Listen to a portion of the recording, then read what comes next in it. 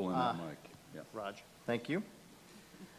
So I thought what I could offer for you today is kind of a more of a practitioner's perspective. I'm a little closer to the actual activities to actually do deterrence every day. And I thought maybe you'd like a peek under the tent of kind of some of the things we do and we think we could do better and integrate better from a StratCom perspective. So I'm going to kind of walk you just a little bit very briefly from the theory and kind of walk you down a little bit into really the tactical, practical aspects of how do we actually do this and kind of what we focus on every day. First and foremost, I think it's important to realize, and we've talked, several speakers have mentioned, we deliberately manufacture deterrence and assurance effects every day. This doesn't just happen because we have a nuclear force, because we have highly resilient space forces and cyber forces and conventional forces and liaison officers. It is a deliberate effort to consciously manufacture those efforts to deter those select adversaries and assure those select allies and friends every single day. And both of these are really focused on decision calculus, right? As we walk down through the theory just a bit, we simply put, in the decision calculus aspect, we want our allies and friends to wake up every single morning and think, I know they're there, and I know they will be there. And equally, we want our adversaries and any potential challengers to wake up and think, not today. The costs are too high, the benefits and objectives are unachievable, and the benefits of restraint are much better. This is the decision calculus that we think about every morning, that I think about every single morning as I work through the issues and the operations of our nuclear forces and the nuclear command and control structure and those other supporting elements of deterrence that under General Hyten's command and he's for his responsibilities. With respect to deterrence, an adversary's decision calculation is a function of course, many things, and I won't go into a long laundry list of things that probably form that calculus or contribute to it. But perceptions, I think we've all heard just a little bit about, are a central element of that decision calculus, and we work to shape those. The perceptions of our adversaries are particularly key. Arguably, peacetime is the most conducive time, the best time to shape perceptions of whomever X you want to deter from doing Y in, under conditions Z. I get extra credit with J5 for citing that formula, so please thank you for humoring me just to that point. But absolutely, this is the time to do it. It's in peacetime. It's before you're in conflict or crisis. It's too late. The challenge that most military practitioners face during peacetime is there's a lack of a clear and present danger that creates a compelling call to action, which typically accompanies a time of crisis. As well as there's kind of a concern about upsetting the current status quo and perception of whatever might be the relative peace or stability. And I think that's a valid concern, but oftentimes we end up doing what we call self-deterring in those kind of events in terms of being hesitant to take an action to create a deterrent effect or work on it. The problem is, I'm an analogy guy because I'm a simple-minded guy, but deterrence to me is a lot like air. How many of you woke up this morning, looked out the door, stepped outside, come to the conference, and took a deep breath and thought, wow, am I so happy with the quality and quantity of the air available to me today? I mean, I bet none of you did. Probably none of you did. And the reason you don't is you just take it for granted every day. It's absolutely essential for life and your sustainment, right? But we just take advantage of it. When do we appreciate air? This is the, participative part of this. Thank you very much. When you don't have air anymore, right? You're gasping for it, and you're desperate for it, and you really reflect back and you wish, if only I had tended to ensuring I had a sufficient quantity and quality of air before this moment of crisis now where I have little ability to affect that and do anything about it. That's the problem. And that's where we oftentimes find ourselves slipping into the realm of deterrence operations. So shaping adversary perceptions proactively in and across all domains with all elements of our national power and our allies and friends is absolutely essential to ensuring that an adversary's decision calculus constantly remains not today and stands an exponentially greater chance of remaining so when facing 2 unified allies or 3 or 9 or 29. I think we would all agree. And especially when they see no daylight between those folks on any issues, whether it be economic, policy, diplomatic, military application of power. Wow, is that a great deterrent posture? And again, check all the boxes for multi-domain and multinational across the check sheet as well. But allies and friends are absolute game changers in the deterrence business. Among the many advantages that I could also list, really the thing I think I like most is they exponentially increase the complexity of an adversary's dilemmas and problem set. That is a great thing to put upon your adversary. So how do we actually integrate U.S. and allied approaches for deterrence and assurance? How do we do better at this? This is the part that's typically missing for most discussions at exercises. We admire the problem and the scenario for 59 minutes of the hour and then realize at the end, well, what do you do? And what can you actually go do to affect this? So I'm going to try to kind of lay out a little bit of the tactical, practical here, how I think we get after this and maybe areas we could do better. To me, from my experience, it's really, I agree with General Hyten's assessment, this integration is a process.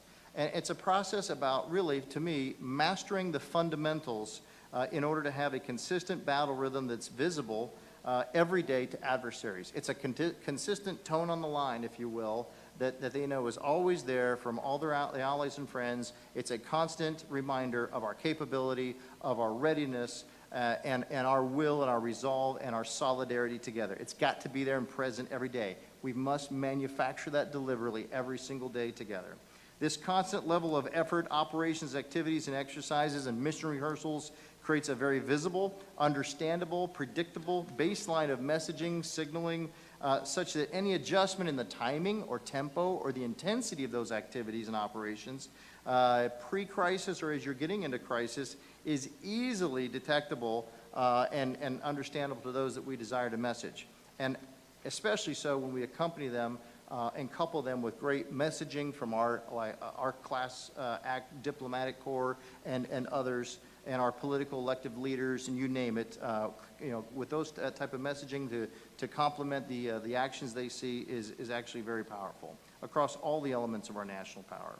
This means we must invest and diligently work every day as a unified team across all the elements of our respective national powers in peacetime to shape those adversary perceptions and ensure we are a constant presence in their decision calculus.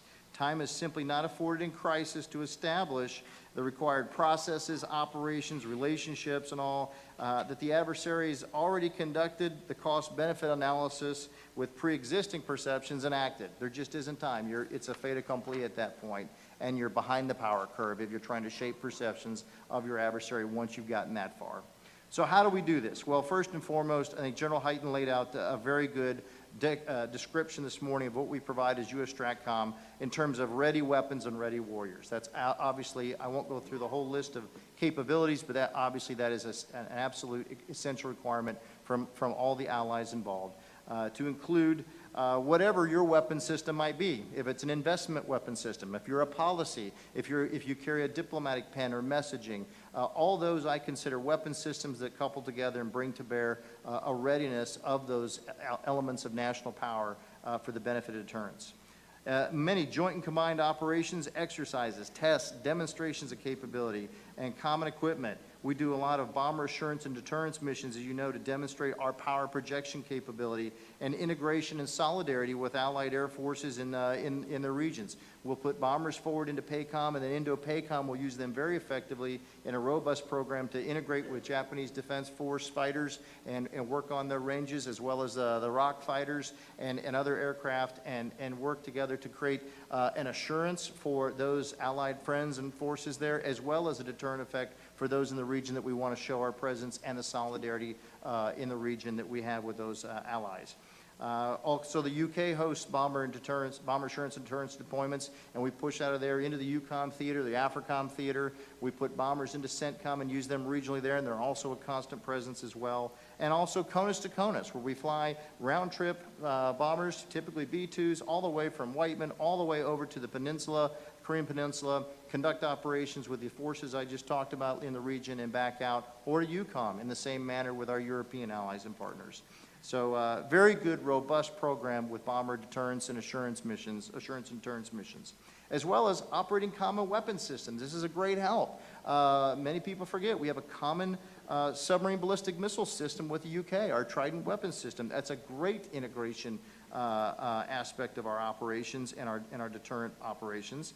operating common missile defense systems like the Aegis system, both afloat and ashore, our THAAD, our Patriot missile defense systems, coalition space operations with the agreements to do common space situational awareness, capitalizing on opportunities to leverage each other's capabilities, and hosted or allied partner sensors that make critical contributions to those efforts, like at Fylingdales and Thule and other places. Our ballistic missile submarines do port visits in other places like Fastlane, Scotland, and Guam. I could keep going down the list of those types of things, but I turn to my last item, and that's the integrated exercises we like to conduct. Our Tier 1 exercises like Global Thunder, Global Lightning, which are just incredibly valuable, where we work with a geographic combatant command and get real demand signals and work through our real war plans and crisis and decision, and we benefit most greatly by having regional experts integrated into our team, like we did during the last Global Lightning.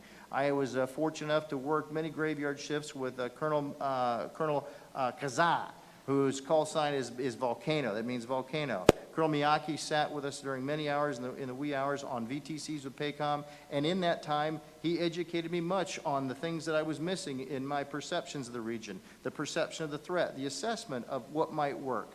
He sharpened my thinking. He illuminated cultural things and history things that might have created an asymmetry of stakes that I wasn't aware of. Incredible, irreplaceable, having, that capability you can't get any other way but by having a liaison officer like him present with you physically working through these problems for these types of things. Better yet is investing in full-time liaison officers and to build that challenge, help us challenge our assumptions that we have from our American-centric kind of viewpoint of things, and build those relationships and common understanding every day in our planning. It's really hard not to integrate and plan with somebody if they work there every day. It's really hard to ignore them if they are physically present in your headquarters or you're physically present in theirs.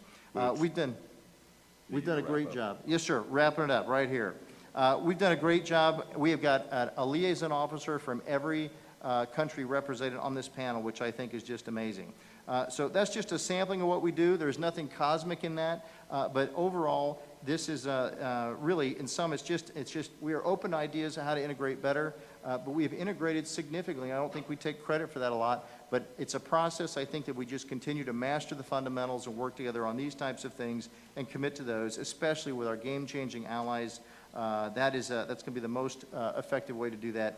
Deterrence is very affordable compared to the unacceptable cost of the alternative, and that's going to be what ensures peace through our collective strength. Thank you.